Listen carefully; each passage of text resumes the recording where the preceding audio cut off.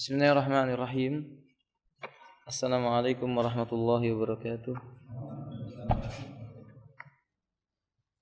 Alhamdulillahi wassalatu wassalamu ala rasulillahi wa ala alihi wa ashabihi wa man tabi'ahum bi ihsanin ila yaumiddin. Amma ba'du. Qala Allah tabaraka wa ta'ala ya ayyuhalladzina amanu taqullaha haqqa tuqatih ولا تموتن إلا وأنتم مسلمون وبعد فإن أصدق الحديث كتاب الله وخير الهدي هدي محمد صلى الله عليه وآله وسلم وشر الأمور محدثاتها فإن كل محدثة بدعة وكل بدعة ضلالة وكل ضلالة في النار. Ikhwati a'azani Allah wa iyyakum. Kita melanjutkan membahas qawaidul musla, kaidah yang ringkas dan mudah untuk memahami li asma'i wa sifatillahi ta'ala uliya, nama-nama Allah dan sifat-sifat Allah yang maha tinggi. Kita masuk pada halaman yang ke-48 dalam buku antum. Anna asma Allah Ta'ala ghairu muhaddadin bi adadin muayyanatin. Berkata Al-Imam Al-Utsaimin rahimahullah ta'ala, nama-nama Allah tidak terbatas jumlahnya dengan bilangan-bilangan yang tertentu. Yang disebut dengan al-adad kal wahid wa isnan wa salas wa asr wa isrun wa mi'ah, yang dinamakan dengan bilangan ya yang kita kenal 1, 9, 10, 100 dan seterusnya. Ini tidak terbatas dengan bilangan-bilangan tersebut. Wa hadhihi qaidatun 'azimatun liqaulin nabi sallallahu alaihi wasallam. Kaidah ini berdasarkan sabda Nabi sallallahu alaihi wasallam, Allahumma ya Allah, inni as'aluka bikulli ismin. Di hadis yang ada di buku Anda tidak ada lafaz kalimat Allahummanya, tapi langsung kepada kalimat as'aluka bikulli ismin huwa laka sammaita bihi nafsaka. Aku memohon kepada engkau dengan semua nama yang dengannya engkau namakan dirimu sendiri. Aw allamtahu ahadan min khalqika, atau engkau ajarkan kepada salah seorang di antara makhlukmu, maksudnya Nabi sallallahu alaihi wasallam. Saya potong sampai di sini. Penggalan dalil ini menunjukkan kita tidak boleh memberi nama untuk Allah kecuali yang Allah namakan dirinya sendiri. Makanya Nabi mengatakan as'aluka bikulli ismin huwa laka sammaita bi nafsak. Aku meminta kepadamu dengan setiap nama yang dengannya engkau namakan dirimu sendiri. Kedua, tidak boleh memberikan nama bagi Allah kecuali yang dinamakan oleh Nabi. Karena yang datang dari Nabi, datangnya dari pengajarannya siapa? Allah Subhanahu wa taala. Makanya doanya Nabi mengatakan au allamtahu ahadan min khalqik, atau yang engkau ajarkan kepada salah seorang dari kalangan hambamu, maksudnya Muhammad sallallahu alaihi wasallam. Lalu kata beliau, awis ta'sarta fi ilmil aw anzaltahu fi kitabik, atau yang engkau turunkan di dalam kitabmu. Berarti semua nama Allah yang terdapat dalam Al-Qur'an itu nama bagi Allah. Seperti Ar-Rahman, Al-Malik, Al-Aziz, Al-Ghafur dan seterusnya. Yang dimaksud dengan kitab di sini apa ya, kawan? Al-Qur'an, bukan yang lainnya. Lalu kata Nabi sallallahu alaihi wasallam, awis ta'sarta fi ilmil ghaibi indak, atau yang masih engkau sembunyikan di sisi ghaibmu. Ini memberikan isyarat kepada kita wujubul iman liman da'a annahu minal mu'min bil mughayyibat. Wajib seseorang itu yang mengaku mukmin beriman dengan perkara yang ghaib. Seperti dalam surah Al-Baqarah Allah menyebutkan alladzina yu'minuna bil ghaibi. Orang beriman adalah orang yang percaya dengan perkara yang gaib. Salah satu perkara yang gaib yaitu nama-nama Allah yang Allah tidak beritahukan dalam Quran maupun Sunnah. Dia tersembunyi. Ini yang dijadikan dalil bahwa nama Allah tidak terbatas cuma 99. Karena lafadznya awis ta'sarta fi ilmil ghaibi indak, atau yang masih tersimpan di sisi ghaibmu. Berarti kita tidak tahu, tapi Allah Subhanahu wa taala tahu. Hanya saja ikhwati azanillahu wa iyyakum, kita tidak diminta mencari-cari tahu perkara yang ghaib. Cukup kita imani nama Allah banyak. Tidak terbatas. Min akhta'is sa'iati bi ba'din nas, termasuk kekeliruan yang terjadi di sebagian manusia. Za'muhum, mereka menganggap anna asma Allah Ta'ala, sesungguhnya nama Allah Ta'ala itu muhaddadatun bi'adadin muayyanatin, cuma dibatasi dengan hitungan-hitungan yang tertentu saja. Kan yang tersebar di masyarakat begitu, teman.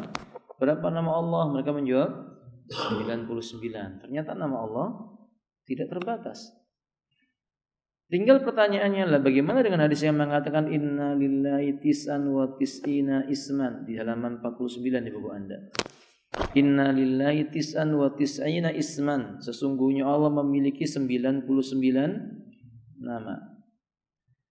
Lalu beliau menyebutkan mi'atan illa wahidan man akhsaha dakhalal jannah. yakni kurang 1 dari 100, berarti 99. Barang siapa yang menghafalnya, dia masuk ke dalam surga. Lihat keterangan Syekh Utsaimin. Beliau mengatakan wa hadza la yadullu ala tahdidi asma'illahi ta'ala bi ayanin muaddadatin tis'an wa tis'ina asma'in au isman. Hadis ini tidak sama sekali menunjukkan adanya pembatasan bagi nama-nama Allah dengan bilangan cuma 99. Fa aqul laka litadribiyah. Aku akan tunjukkan kepada Anda sebagai bentuk contoh. Ikhwati azin wa iyyakum. Maka seandainya yang dimaksud adalah pembatasan, tentu kalimatnya di atas berbunyi begini, ikhwan. Kalau lafadznya itu menunjukkan bahwa nama Allah cuma 99, lafadznya akan berbunyi inna asma Allahi tis'atun wa tis'una isman man akhsada qalal jannah. Sungguh namanya Allah itu cuma 99 saja. Siapa yang dia menghafalnya niscaya masuk ke dalam surga. Tapi lafadznya inna lillahi. Sungguh Allah memiliki.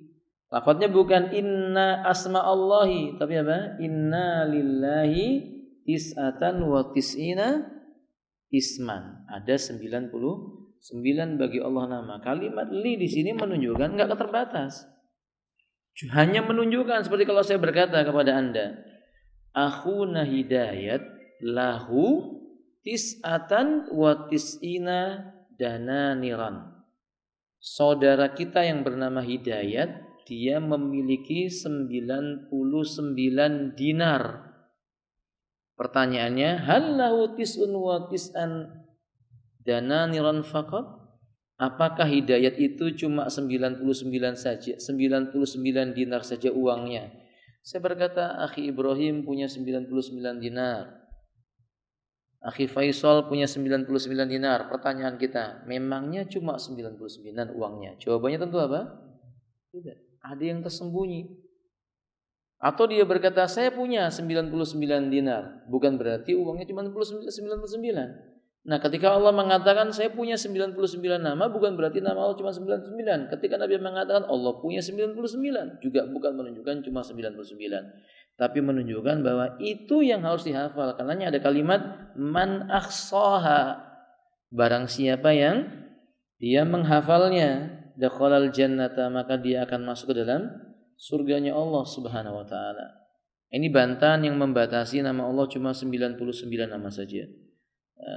Kemudian ikhwati azan wa iyyakum. Iqra, coba bantu dibaca ikhwan di halaman 50.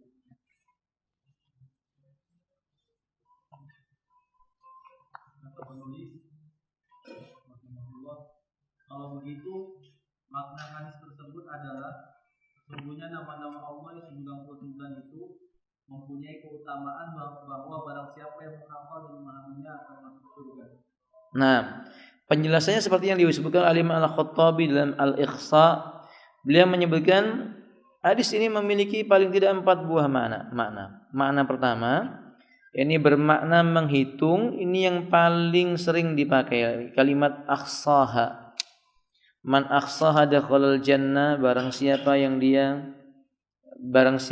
dia menghafalnya maka dia masuk dalam surga. Kalimat al-ikhsa itu punya 4 makna.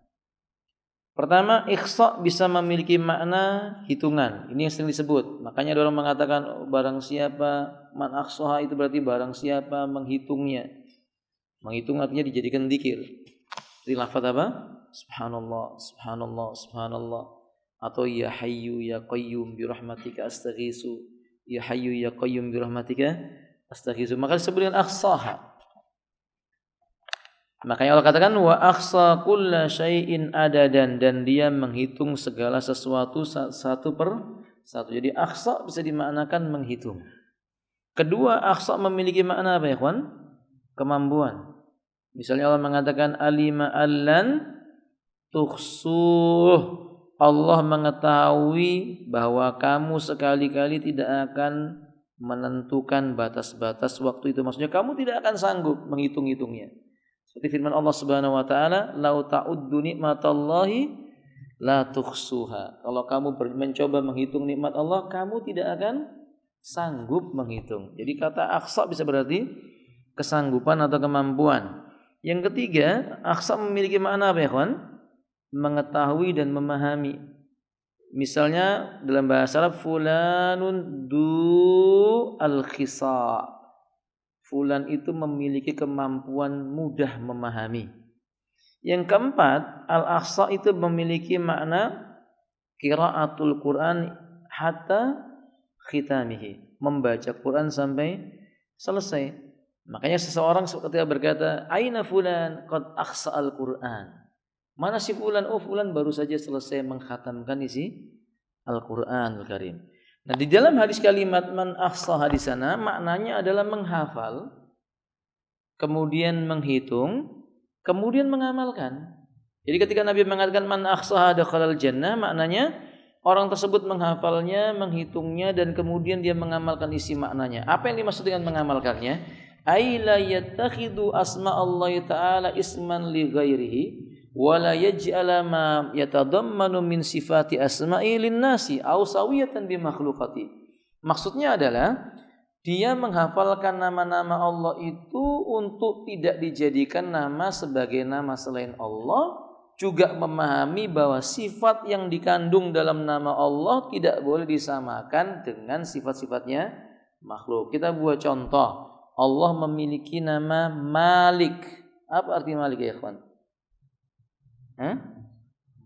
Malik itu bisa dibaca dengan panjang, Malikun, bisa dibaca dengan pendek, Malikun. Bisa dibaca Maliki Yaumiddin, bisa dibaca dengan Maliki Yaumiddin. Makna Maliki Yaumiddin jauh lebih luas dibandingkan makna Malik. Nah, ikhwafillah, kedua-duanya dimaknai apa? Penguasa. Nah, kalau kita mengatakan bahwasanya Allah itu disebut dengan Malik sebagai bentuk kita menghafal dan mengamalkan makna kalimat asma wa sifat Allah, kita enggak boleh memberi nama bagi seseorang dengan nama Malik yang disamakan dengan nama Allah. Apa itu? Menggunakan alif lam. Jadi enggak boleh. Masmuka ana al-Malik, la yajuz. Paham? Saya adalah al-Malik, enggak boleh, karena alif lam di sana memberi makna ma'rifat, kekhususan yang hanya ditujukan buat siapa? Allah. Maksud dalam bab ini, walaupun tidak menggunakan alif lam, dia enggak boleh ditujukan kepada selain Allah. Misalnya Rabbun, masmuka ana Rabbu, enggak boleh. Walaupun enggak pakai alif lam, karena Rabb hanya untuk siapa ya, kawan? Allah Azza wa Jalla. Apa arti Rabb itu ya, kawan? Rabb itu artinya apa ya, kawan? Dzu mulkin wa apa lagi? Dzu mulkin wa khalaqa syai'in wa huwa mudabbirun. Pemilik kekuasaan yang mampu menciptakan dan mengatur alam. Jadi disebut Rabb itu kalau dia mengandung 3 hal. Hal kekuasaan, hal kemampuan mengatur, dan hal menciptakan. Maka namanya Rabb. Manusia enggak boleh dipanggil Rabb. Ada lagi nama yang seperti itu yang nggak boleh untuk manusia. Apa itu, ikhwan? Rahman. Kebetulan ada teman kita namanya Rahman ini. Tapi kalau Rahmansah ya lain, ya. Kalau Rahman nggak boleh manusia dipanggil apa? Rahman. Atau Rahim tidak boleh. Nggak boleh kita panggil nama teman kita. Nama antum siapa? Nama saya Rahman. La yajuz, nggak boleh. Maka hendaknya dia mengatakan Ana Abdurrahman. Sudah terlanjur diberi nama orang tua Rahman. Ya antum tambahin sendiri Abdurrahman. Karena setiap nama yang seperti ini mengandung sifat yang tidak mungkin manusia memilikinya. Rahman itu maknanya durrahmah wasi'ah. Memiliki kasih sayang yang sangat amat luas. Saking luasnya kasih sayang Allah dari nama Ar-Rahman, tidak ada makhluk yang tidak dapat kasih sayangnya. Semut dapat, orang kafir dapat. Kok orang kafir dapat kasih sayang Allah? Iya, dia dapat rezeki, dia dapat istri, dia punya anak, dia punya teman, dia bisa bahagia di dunia. Tapi tidak bisa dia di yaumil qiyamah kalau dia kafir. Makanya ada nama Allah yang lain, apa namanya? Ar-Rahim. Apa arti Ar-Rahim ya kawan? Sudah pernah saya terangkan. Tur-rahmati al-wasilah. Yakni pemilik kasih sayang yang hanya diberikan kepada orang yang dikehendaki olehnya. Pilihan maksudnya. Seperti apa masuk surga? Itu karena rahmat Allah dari nama Ar-Rahim. Cuman buat siapa? Mu'minun muwahhidun. Orang beriman, bertauhid. Adapun orang-orang ngaku beriman tapi munafik enggak mungkin ke surga. Innal munafiqina fi darkil asfali minan nar. Orang munafik tempat tinggalnya di mana? Neraka yang paling dekat dengan apinya. Maka ini kaidah dalam memahami namanya Allah Azza wa Jalla. Nah, kalau begitu keadaannya, berarti nama-nama Allah Subhanahu wa taala itu tidak mungkin memiliki makna yang rendah atau mengandung unsur-unsur untuk dihinakan atau unsur-unsur kejahatan, enggak mungkin. Misalnya al-makir. Apa al-makir? Tukang pembuat apa? Makar. Enggak bisa. Kita enggak bisa mengatakan Allah itu al-makir. Tapi juga tidak bisa menafikan bahwa Allah itu memiliki sifat apa? Membuat makar. Loh Ustaz, masa Allah membuat makar? Ya, terkadang sesuatu disifati yang seolah-olah sifat itu buruk untuk menunjukkan sesuatu itu lebih kuat dari yang lainnya. Allah katakan dalam Al-Quran, wa makaru wa makarallah. Yahudi itu mau membuat makar kepada siapa? Allah. Wa makarallah. Allah balas makar mereka. Wallahu khairul makirin. Sebaik-baik pembuat makar kepada orang yang berbuat makar siapa? Allah. Jadi kalau begitu, ketika kita mengatakan Allah itu al-makir salah. Tapi ketika kita mengatakan Allah enggak punya sifat makar juga salah. Imam Al-Utsaimin mengatakan, dalam masalah ini kita hanya akan menetapkan Allah punya sifat makar karena ada sebab. Apa sebabnya? Apa sebabnya teman-teman? Karena ada orang lain yang ingin berbuat makar kepada Allah Subhanahu wa taala. Hada min babi asma wa sifat. Ini bab asma dan sifatnya Allah Azza wa Jalla yang penting kita mengetahuinya. Fadhal ya akhi, iqra. Istamir ya akhi. Halaman berikutnya. Kita ringkas. Berdasarkan pengertian ini, maka man aqsaha dakhalal jannah adalah kalimat pelengkap dari kalimat sebelumnya dan bukan kalimat terpisah dan berdiri. Ya, maksudnya kita enggak boleh mengatakan begini, innalillahi tis'an wa tis'ina isman. Sesungguhnya Allah itu memiliki 99 nama. Berhenti sampai di situ salah. Ada kelanjutannya, apa itu? Man aqsaha dakhalal jannah. Barang siapa yang menghitung dan menghafal serta mempraktekannya, maka dia masuk ke dalam surga. Maksudnya berarti ini ada kaitan. Kalau kita cuma mengatakan man aqsaha dakhalal jannah, barang siapa yang menghafal nama Allah dia masuk surga. Nama yang mana yang dihafal? Maka ada kaitan dengan sebelumnya. Kaitan sebelumnya apa itu? Tis'atan wa tis'ina isman. Setidak-tidaknya 99 nama. Itu maksudnya. Jadi Allah punya setidaknya 99 nama yang harus dihafal oleh manusia. Yang harus dia mengetahui. Sehingga sebagian ulama berpendapat menghafal nama Allah 99 itu wajib.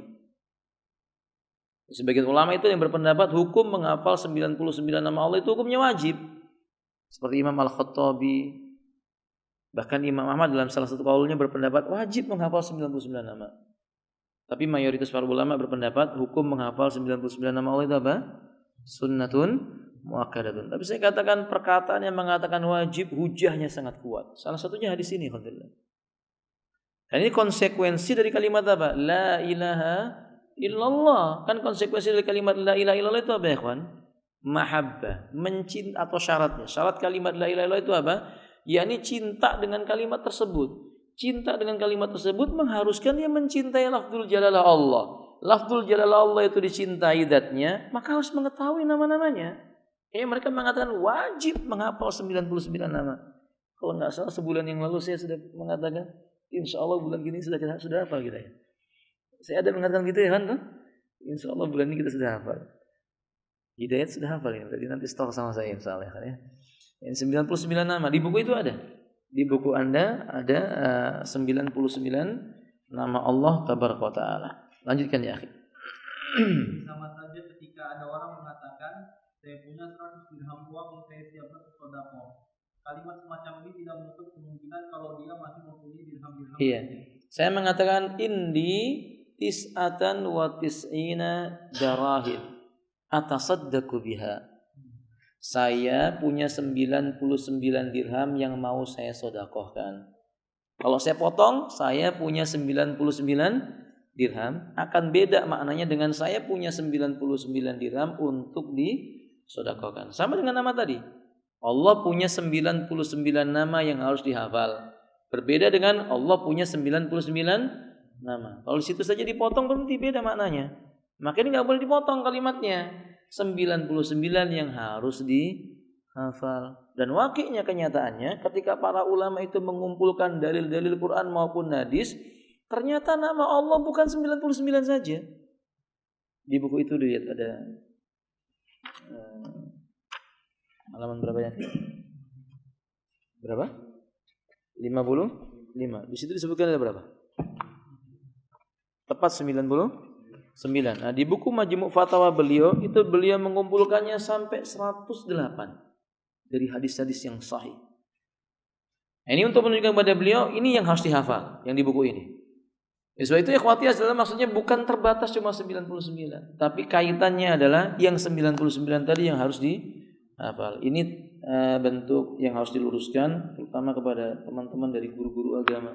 Dan ini direkam atau disiarkan langsung supaya teman-teman guru agama tahu. Kalau ada soal ngasih anak murid berapa jumlah nama Allah, kemudian disebut 99, berarti itu mengajari kekeliruan. Harusnya dia menyebutkan jumlah nama Allah yang harus dihafal. Maka baru dia menjawab berapa ya kawan? 99. Oleh pertanyaannya berapa jumlah nama Allah Subhanahu wa taala? Kalau muridnya cerdas dia akan mengatakan apa? Ghairu muta'addidin atau ghairu muhaddadin bi adadin muayyanatin. Nama Allah tidak dibatasi dengan bilangan-bilangan yang tertentu. Lalu dia bacakan tadi dalilnya. As'aluka bi kulli ismin huwa laka sammaita bi nafsika. Muridnya lebih pintar daripada gurunya kalau gitu kan ya. Ada ya akhwati. Nah, fadhal ya akhi. Tidak ada hadis yang membatasi bilangan nama-nama Allah. Hadis-hadis yang menyatakan pembatasan nama-nama Allah semuanya dhaif. Nah, undur. Perhatikan kata beliau yakni la yujadu dalilan sarihan wa sahihan anin nabi sallallahu alaihi wasallam an tahdidi bi adadin muayyatin min asma'illahi ta'ala kullu dalilin dalla ala tahdidi asma'illahi ta'ala dha'ifatun. Beliau mengatakan semua dalil yang berbicara dengan mengatakan terbatas nama Allah cuma 99 itu riwayatnya tidak sahih. Kalau riwayat itu tidak sahih, apalagi dalam perkara yang bersifat akidah, nggak boleh digunakan ya kawan. Dalil hadis berbicara tentang masalah akidah, ternyata riwayatnya dhaif, itu nggak boleh dijadikan hujah. Berhujah menggunakan hadis dhaif untuk perkara-perkara seperti perkara akidah, itu nggak akan sampai kepada kebenaran. Bahkan bisa masuk dalam kategori berdusta mengatasnamakan siapa? Nabi SAW. Kalau sengaja dia lakukan ya. Kalau sengaja dilakukan. Makanya Nabi menyebutkan man kadzdzaba alayya muta'ammidan falyatabawwa maq'adahu minan nar. Barang siapa dia berdusta mengatasnamakan diriku dengan kedustaan yang sengaja, maka dipersilakan baginya mengambil tempat duduknya di dalam api neraka. Seluruh para ulama mengingatkan masalah ini, kecuali ketidaksengajaannya karena ketidaktahuannya tentang sahih dan dhaifnya hadis tersebut. Jadi kalau dia tahu itu dhaif kemudian dijadikan dalil, enggak boleh. Enggak boleh. Wallahu a'lam bishawab. Lewati ya, akhi. 54. Syekhul Islam Ibnu Taimiyah rahimahullah dalam kitab Majmu' Fatawa berkata, menurut kesepakatan para ulama hadis, adanya penentuan nama-nama Allah bukanlah berasal dari nabi. Nah, lihat ucapan beliau. Beliau mengatakan dalam kitab Majmu' Fatawa, qad ijtama'al ulama min ulama'i ahlil hadis anna tahdida asma'illahi ta'ala ma ja'a anin nabi sallallahu alaihi wasallam. Sepakat seluruh para ulama ahli hadis bahwa membatasi nama-nama Allah Ta'ala itu tidak datang satu pun dari Nabi Sallallahu Alaihi Wasallam. Dalilnya nggak ada. Tadi Ustaz, hadis yang tadi innalillahi tis'atan wa tis'ina tadi udah kita jelaskan. Ada kaitannya dengan apa? Berarti itu untuk menunjukkan tentang anjuran menghafalnya. Tapi tidak ada yang mengatakan inna lillahi tis'an wa tis'ina isman ma ziyadatan wa nuqsanan minha. Enggak ada disuruh mengatakan Allah cuma 99 namanya, enggak ditambah, enggak dikurang, enggak ada. Yang ada yakni hadis yang menyebutkan 99 atau 100 kurang apa? 1. Wallahu a'lam bishawab. Itu ayat. Lanjut. Betul. Beliau juga berkata pada halaman 379, sesungguhnya Al-Walid menyebutkan penentuan nama-nama tersebut dari sebagian guru beliau yang berasal dari Syam, sebagaimana bisa kita lihat orang-orang tersebut dalam jalur-jalur riwayat hadis yang dia riwayatkan. Maksudnya beliau ingin menjelaskan riwayat-riwayat yang menyebutkan tentang permasalahan dibatasi namanya cuma 99 itu tidak ada yang sahih riwayatnya. Bisa diperiksa dalam kitab-kitab yang ditulis oleh para ulama alul hadis. Nah, kita lewatin itu nama-namanya antum hafalkan. Insyaallah ini dihafal sehari cukup insyaallah ya. Nama-nama ini kalau dibaca tiap hari antum baca saja, insyaallah jadi hafal. Baik ikhwan. Kita lewati bab tentang asma wa sifat, tentang nama-namanya Allah Azza wa Jalla. Itu panjang, ada penjelasan apa itu al-muqaddam dan seterusnya. Nanti itu kita buat bab yang khusus penjelasan tentang syarah nama-nama Allah. Betul ya, kita lanjutkan pasal yang berikutnya. Nah, kaidah ke-7, ilhad terhadap nama Allah adalah tindakan menyelewengkan nama Allah dari yang semestinya. Makna ilhad itu maknanya adalah al-inkaru awizzayhu aw raddu. Makna ilhad itu artinya mengingkari, menyimpang, saya tambahkan bisa bermakna pula menolak. Maka dinamakan ilhad. Makanya komunis disebut dengan apa? Komunis disebut dengan apa, kawan? Ilhadiyah. Karena dia menolak adanya apa? Allah Ta'ala. Mirip dengan komunis apa?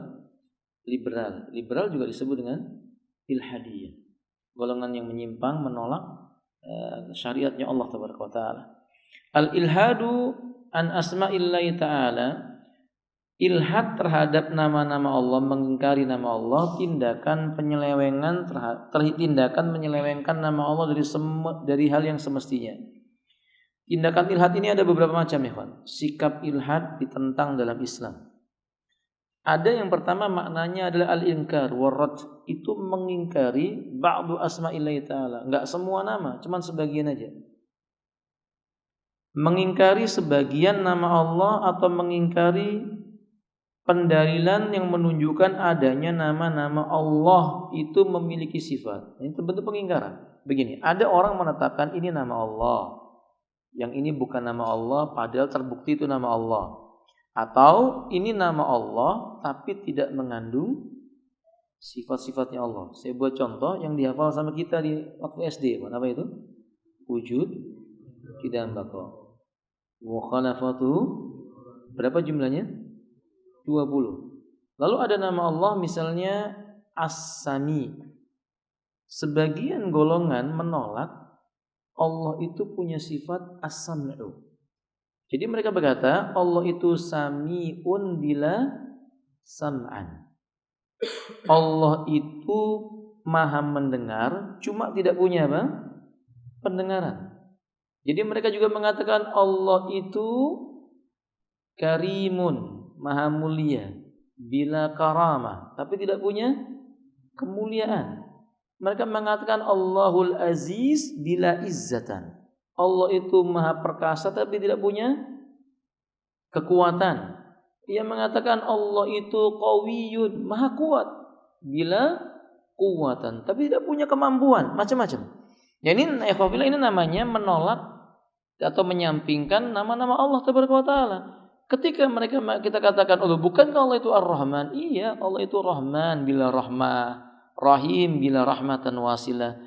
Nah, kondisi seperti ini menolak nama dan sifat Allah, sepakat para ulama, kufur hukumnya. Tidak ada perbedaan pendapat para ulama. Hukumnya apa? Kufur. Keluar dari Islam. Ini berbahaya. Ini masuk dalam kategori tidak beriman kepada Allah Subhanahu wa taala. Karena mengimani Allah Subhanahu wa taala mewajibkan bagi dia mengimani nama dan sifatnya Allah Tabaraka wa taala. Nah, itu Al-Imam Al-Barbari menyebutkan faman amana billahi ta'ala fala la yanbaghi lahu ay yarudda kullah aw ba'dhan min asma'i wa sifati faman ankara wa in kana ba'dhan aw ahadan minna kufrun. Barang siapa beriman kepada Allah maka wajib baginya percaya dengan nama dan sifatnya Allah seluruhnya, tidak boleh sebagiannya. Barang siapa mengingkari satu saja darinya kafir. Dianggap keluar dari apa? Islam. Iqra ya. Tindakan ilhad ada beberapa macam, yaitu pertama mengingkari sebagian nama Allah atau mengingkari penunjukan nama-nama tersebut terhadap sifat Allah dan konsekuensi logisnya sebagaimana yang dilakukan oleh ahli ta'til. Ta'til maknanya meniadakan. Dari kalimat bahasa Arab yakni atala itu artinya meniadakan. Jadi disebut dengan ahlu ta'til, dia meniadakan bagi Allah itu sifat. Nah, ahlu ta'til itu macam-macam ya kawan. Ada yang mentaktil sebagian, menolak, maksudnya meniadakan sifat Allah sebagian, mempercayai sebagian. Kayak tadi itu, kelompok apa? Maturidiyah. Atau kelompok yang masyhur di negeri kita apa? Asy'ariyah. Kita pernah mendengar ini kawan? Saya Ahlus Sunnah wal Jamaah. Fikihnya Syafi'iyah atau Hanabilah atau Malikiyah atau apa namanya? Hambaliyah dan sebagainya. Lalu kemudian mengatakan dalam masalah fikih kami ini. Kemudian dalam masalah suluk saya Sufiyah kata dia. Suluk itu maksudnya dalam masalah akhlak. Dalam masalah akhlak kami sufi. Kemudian dalam masalah manhaj. Dalam masalah manhaj kami filosofi atau filsafat. Dalam masalah tauhid asma wa sifat kami asy'ariyah. Padahal semuanya enggak bisa dimasukkan dalam kategori apa? Ahlus sunnah. Misalnya saya cuma fikirnya Hambali, yang enggak Hambali enggak benar. Kan Ahlus sunnah enggak begitu. Ahlus sunnah boleh bermadzhab Hambali, tidak boleh apa? Fanatik kepada mazhab Hambali. Kalau mengatakan suluk saya adalah Sufiyah, kenapa mesti Sufiyah kok enggak Nabi saja? Kenapa enggak menyebut Muhammadiyah saja? Bukan nama kelompok loh ya. Kenapa? Karena Allah mengatakan laqad kana lakum fi rasulillahi uswatun. Kenapa harus ikuti Sufi kok enggak ikuti siapa? Nabi Muhammad sallallahu alaihi wasallam. Mereka mengatakan dalam masalah manhaj, ya kami ikut caranya filosofi. Kenapa enggak cara para sahabat? Wong Nabi mengatakan alaikum bisunnati wa sunnatil khulafa'ir rasyidin al-mahdiyyin. Lalu mereka mengatakan kami Asy'ari. Kenapa kalau misalnya mengatakan Asy'ari, kenapa enggak Abu Bakari atau kenapa enggak Umari, kenapa enggak Utsmani yang lebih jelas mereka itu dari masalah asma wa sifat jauh lebih paham dibandingkan siapa? Abul Hasan Al-Asy'ari. Apakah Abul Hasan Al-Asy'ari rahimahullah taala, semoga Allah merahmati beliau dengan rahmat yang luas. Apakah akidah Asy'ariyah ini kayak akidahnya Nabi? Apakah Nabi dahulu akidahnya Asy'ariyah? Mengatakan bahwasanya Allah itu sifatnya cuma sebagian ditolak. Sehingga dampaknya apa ya kawan? Dampaknya perkara-perkara yang enggak cocok dengan kaidah mereka ditolak tentang sifat-sifat Allah. Masalan, apa misalnya? Istiwa. Apa makna istiwa? Sering diterjemahkan istiwa itu maknanya bersemayam. Tapi kalau kita berbicara bersemayam, mindset pemikiran kita ya kayak gini nih, duduk ini namanya apa? Makanya jangan dipahami sekedar bersemayam. Istiwa itu maknanya luas. Yang jelas ikhwafillah azza wa iyyakum, Allah mengatakan Ar-Rahmanu 'alal arsy istawa. Allah itu zat yang Maha Rahman, berada di atas arsy, dia bersemayam. Di atas arsy-Nya Allah azza wa jalla dia bersemayam. Atau dia itu beristiwa. Nah, ikhwafillah azza ditolak karena menurut kaidah mereka apa? Loh, kalau dia itu istiwa, ya apa bedanya sama seorang raja yang istiwa? seorang laki-laki yang istiwa, kata mereka. Maka kita nggak boleh mengatakan istiwa, kata mereka, diganti dengan apa? Ditambah huruf lam. Lam sebelum alif yang belakangnya itu. Jadi istaula bacanya, bukan istawa lagi, tapi istaula. Akibat daripada taktil ini muncul pemikiran tahrif namanya. Ditambahkan di buku Anda, pemikiran tahrif. Nah, tahrif itu artinya apa? Merubah ayat. Nah, itu ada dua macam. Pertama, merubah lafadznya. Kayak tadi itu, istawa ditambah apa? Lam. Maka berubah lafadznya jadi istaula. Atau misalnya firman Allah yang berbunyi begini, wa kallamallahu Musa taklima. Allah berbicara kepada Musa. Golongan ahlu tahrif itu merubah lafaz kalimat Allahnya harusnya dibaca dhammah, dibaca fathah. Kalau dalam bahasa Arab Bapak namanya rafa, marfu, diganti dengan mansub atau nasab. Fungsinya berubah. Tadinya fungsinya sebagai subjek berubah menjadi objek.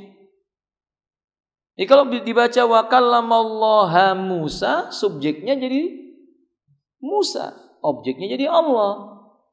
Maka terjemahnya Musa yang berbicara kepada Allah. Kenapa mereka paksakan itu? Karena mereka menolak Allah bisa berbicara. Mereka nggak mau mengakui Allah itu bisa berbicara. Kata mereka kalau Allah berbicara sama dengan apa?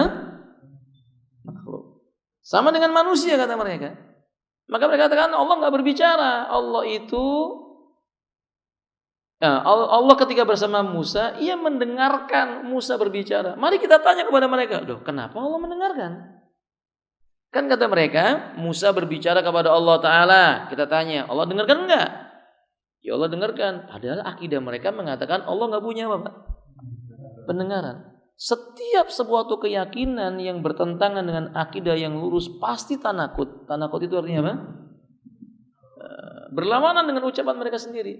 Anggaplah misalnya ayat itu berkata wa kallamallahu Musa taklima, Musa berbicara kepada Allah. Anggap begitu, dan itu adalah anggapan yang salah. Itu anggapan yang salah. Seandainya kita mengambil pendapat mereka mengatakan Musa lah yang berbicara kepada Allah, kita tanya sama mereka, Allah dengarkan enggak? Kalau dia jawab Allah enggak mendengarkan, apa faedahnya Musa bicara dengan siapa? Allah Ta'ala. Faham? Kalau mereka mengatakan Allah mendengarkan, kita tinggal mengatakan kenapa engkau menetapkan Allah mendengar tapi tidak berbicara? Pasti dia menjawab, pendengarannya Allah tidak sama dengan pendengarannya. Nah, itu pasti jawabannya ke sana arahnya. Allah mendengarkan ucapan Musa, tapi kamu harus tahu pendengarannya Allah enggak sama dengan pendengarannya. Kalau iya kita jawab, kenapa tidak engkau katakan Allah berbicara kepada Musa dan cara bicaranya Allah enggak sama dengan cara bicaranya makhluk? Mereka tidak akan bisa menjawab, kecuali mereka akan berkata, dasar, itu jawabannya. Karena memang itu akidah Ahlussunnah wal Jamaah, bukan akidahnya Wahabi, akidahnya Ahlussunnah dan akidahnya Rasulullah sallallahu alaihi wasallam. Banyak orang menolak Allah di atas langit. Mereka mengatakan kalau Allah itu bisa ditunjuk dengan arah mata angin, maka Allah itu tidak pantas diibadahi. Ya ikhwati a'azani wa iyyakum. Bukankah Nabi sallallahu alaihi wasallam adalah Muawiyah ibnul Hakam? Muawiyah ibnul Hakam, budaknya itu ditempeleng sama Muawiyah. Kata Nabi sallallahu alaihi wasallam, kamu melampaui batas. Maka kata Muawiyah, kalau begitu apa sebaiknya saya merdekakan saja ya Rasulullah. Kata Nabi, panggil kepada saya. Setelah jumpa dengan Nabi, Nabi bertanya. Pertama kali pertanyaan Nabi apa ya? Aina Allah? Allah ada di mana? Budak perempuan itu menjawab apa? Sambil mengangkat telunjuknya ke atas. Fis-sama. Itu di hadapannya Nabi. Mengucapkannya di depan Nabi, Nabi yang bertanya, budaknya mengatakan fis-sama. Apa Nabi tidak lebih tahu dibandingkan orang lain? Tentu Nabi lebih tahu. Allah itu di mana, ikhwan? Fis sama itu artinya apa sih? Di langit atau di atas langit? Perhatikan, ikhwan. Allahu fis sama, Allah itu di langit atau di atas langit? Teman-teman jangan takut salah. Kalau saya nanya sama antum, Allah itu di mana sih? Di langit atau di atas langit? Insya Allah kok ragu-ragu ini katanya. Itu artinya di atas langit. Jangan dipahami kalau ini langit masuk ke dalam apa? Bukan. Allah itu fisama itu maksudnya adalah alas samawati sab'a. Dia terletak di atasnya langit. Siapa yang mengatakan bahwasanya Allah itu di langit itu artinya dia masuk dalam langit? Siapa yang mengatakan Allah di arsy itu artinya Allah itu masuk duduk di atas arsy-nya? Siapa yang mengatakan? Enggak ada. Ulama kita kan yang mengatakan demikian. Ketika Allah mengatakan Allah alal arsy ar-rahman alal arsy istawa, maknanya di atasnya arsy, bukan berarti dia tercakup. Kalau misalnya ini arsy bentuknya begini kan enggak boleh menyamakannya. Apa dia tercakup dengan arsy? Jawabannya tidak. Karena Allah yang menciptakan siapa? Arsy. Tapi gimana itu caranya Ustaz? Nah, bertanya tentang gimananya ini pertanyaan akidah. Karena dulu sahabat nggak nanya, kita juga nggak perlu nanya. Kalau kita nanya, pertanyaan kita yang salah. Karena akal nggak akan sanggup mencerna. Bicara tentang asma wa sifat, akal nggak sanggup mencerna. Makanya ketika Imam Malik ditanya tentang apa? Kaifal istiwa, maka jawaban beliau bagaimana? Al istiwa'u ma'lumun wal kaifu majhulun wa su'alu anhu bid'atun. Datang kepada Imam Malik, dia bertanya, Imam Malik, kan Allah bersemayam di atas arsy. Gimana bersemayamnya Allah? Dipanggil orang itu, dekat. Kemudian kata beliau, makna bersemayam itu semua orang sudah faham. Kemudian kata beliau, tentang bagaimananya tidak ada orang yang bisa mengetahuinya. Nah, sekarang giliran pertanyaanmu bertanya bagaimana bersemayamnya, itu pertanyaan nggak pernah terjadi di zaman Nabi. Dengan kata lain, karena nggak pernah terjadi, namanya apa? Namanya apa ya kawan? Pertanyaannya yang salah, maka nggak ada jawabannya. Begitu maksudnya ikhwati azan wa yakum. Sama kalau kita misalnya mengatakan Allah punya tangan atau tidak, apa jawabannya? Pertanyaan saya ini ikhwan, Allah punya tangan atau tidak? Apa jawabannya? Hah? Punya. Berapa tangannya Allah? Antum jangan jawab wallahu alam gitu kan ya. Ikhwati azan wa yakum. Berapa tangan Allah? 2. Baru kita mengatakan wallahu alam bishawab. Itu baru benar. Boleh? Kedua tangan Allah Nabi menyebutnya apa? Yamin. Kalau saya nanya, yaminnya Allah kayak apa? Antum jawab pertanyaan bid'ah itu Ustaz. Baru benar jawabannya antum. Karena pertanyaan bagaimana tangannya Allah, bentuknya kayak apa, itu pertanyaannya yang salah.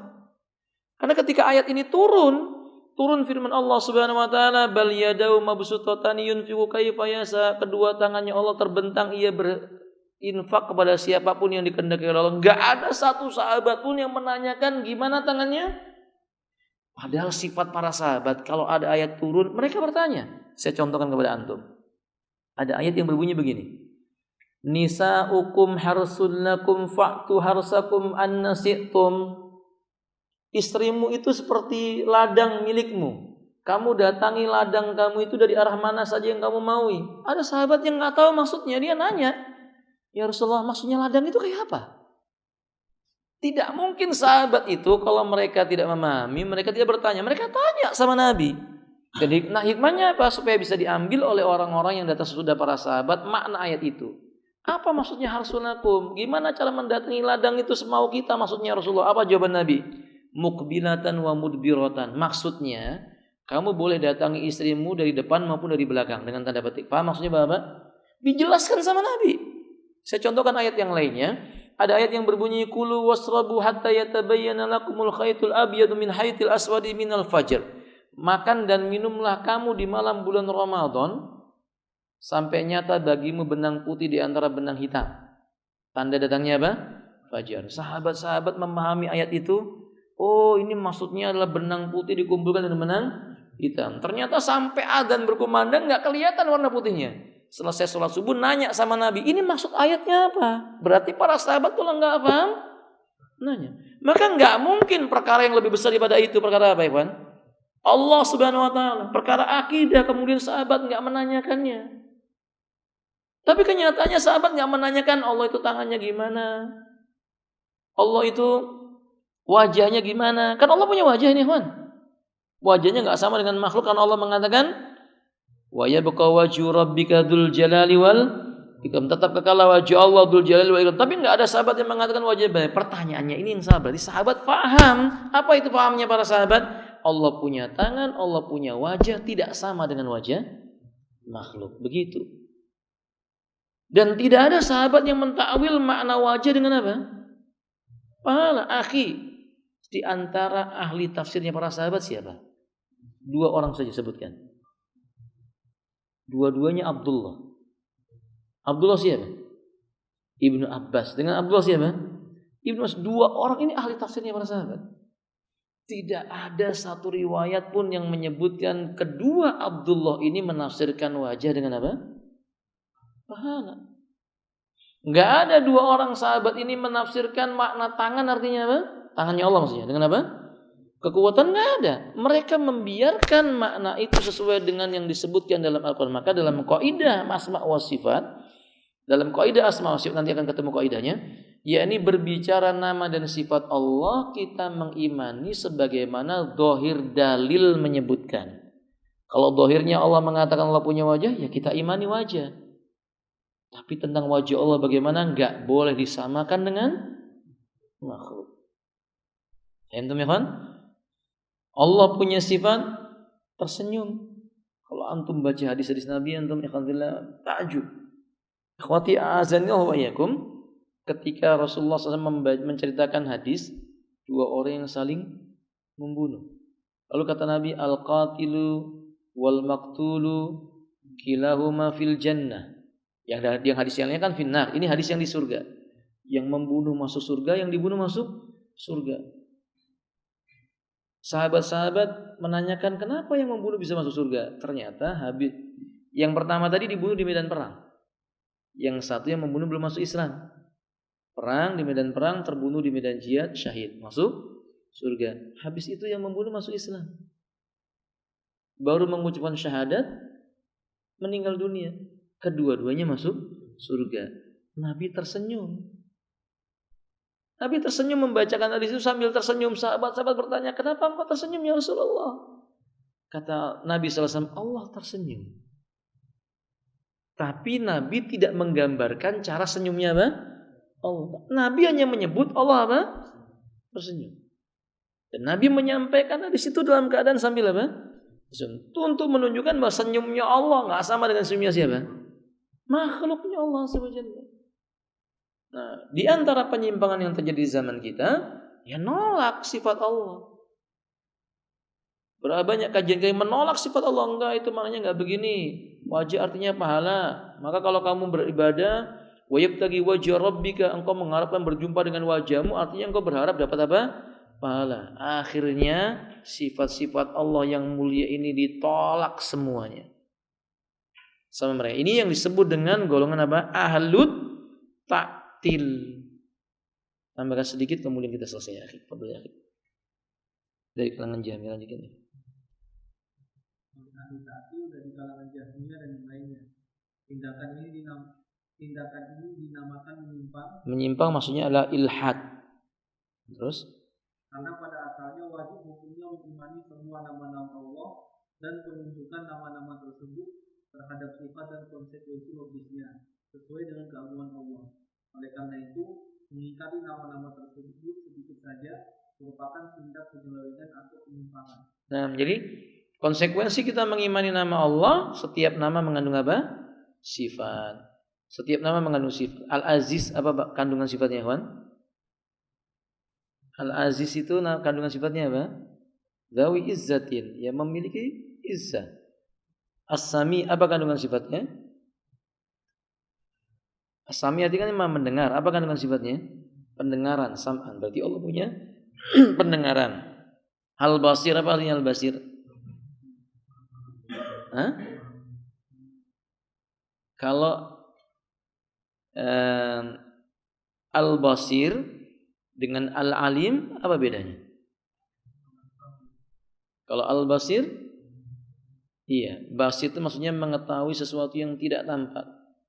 Alim juga memiliki makna mengetahui, tapi Al-Basir jauh lebih dalam. Al-Basir diterjemahkan Maha melihat boleh. Maksudnya melihat sesuatu yang tidak tampak, yang tidak diketahui oleh orang lain. Ini basir. Maka apa arti al-basir? Itu artinya maha melihat. Maka sifatnya apa? Dawi basiratin. Ya, dia memiliki penglihatan. Kalau dinamakan dengan Ar-Rahman, maka maknanya Dawi Rahmah. Dinamakan Ar-Rahim, Dzur Rahmatil Wasilah, pemilik kasih sayang. Maka setiap nama memiliki kandungan sifat tambahan, tapi tidak setiap sifat boleh dijadikan nama Allah. Saya ulangi lagi, tidak setiap sifatnya Allah boleh dijadikan nama bagi Allah. Seperti tadi, tangan Allah berapa? 2, itu sifat. Tidak boleh kita menamai Allah dengan nama apa? Dzul Yadain, pemilik 2 tangan. Tidak boleh, karena tidak ada hadisnya. Atau tadi disebutkan Allah punya wajah, maka tidak boleh kita menamai apa? Dzu Wajhin, tidak boleh. Dengan kata lain, nama-nama yang tidak disebutkan oleh Allah dan Rasulnya jangan kita menamakan untuk Allah Subhanahu wa ta'ala. Termasuk yang dilakukan oleh orang-orang di negeri kita, macam-macam. Maha segala-galanya. Maha apa lagi? Kalau maha kuasa kan iya, terjemahan dari apa? Al-Malik, maha berkuasa. Thayyib. Kalau maha menakdirkan, ya apa? Al-Qadir, benar. Tapi kalau maha segala-galanya, itu apa? Kalau maha indah apa ya kawan? Al-Jamil. Maha mendengar, as-Sami. Tapi kalau kalimat maha segala-galanya, apa tadi ya? Maha keren. Nah ini aneh lagi nih. Allah maha keren. Dari mana ini nama ini? Enggak usah. Keren itu nama lain dari apa? Jamil. Beda-beda. Keren itu identik dengan penampilan yang dibuat-buat. Coba antum lihat dalam kamus bahasa Indonesia makna keren. Keren itu maksudnya penampilan yang dibuat-buat menarik perhatian. Allah nggak butuh sama manusia. Innallaha ghani. Nggak butuh sama orang lain. Allah yang dibutuhkan oleh manusia. Maka namanya Al-Ghani. Bukan maha keren. A'udzubillahi min dzalik. Memberi nama dengan nama selain yang dinamakan oleh Allah bisa sesat ya kan, bisa sesat. Allahumma musta'an. Ya, saya rasa sampai di sini. Cukup insyaallah ya, kan? Ada pertanyaan? Nah.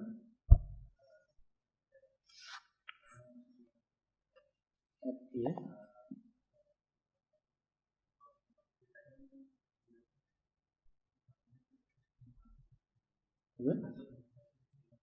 Gusti Agung. Nu Agung. Kalau di Jawa Gusti Allah gitu ya. Ya. Gusti Pangeran. Gusti Pangeran. Iya. Apakah ungkapan ini salah atau tidak? Jawabannya tidak. Ini terjemah dari kalimat apa? Hanya para ulama menganjurkan lafaz Gusti itu sebaiknya tidak dipakai. Cukup saja dengan lafaz apa? Allah atau semisal daripada itu. Tapi yang dimaksud di sana mungkin maksudnya adalah mengagungkan, makna kalimatnya sama dengan maha. Gusti itu maksudnya dengan apa? Nah, apakah ini diperbolehkan? Wallahu a'lam bishawab. Diperbolehkan, tapi tidak disukai menyebut dengan lafaz itu.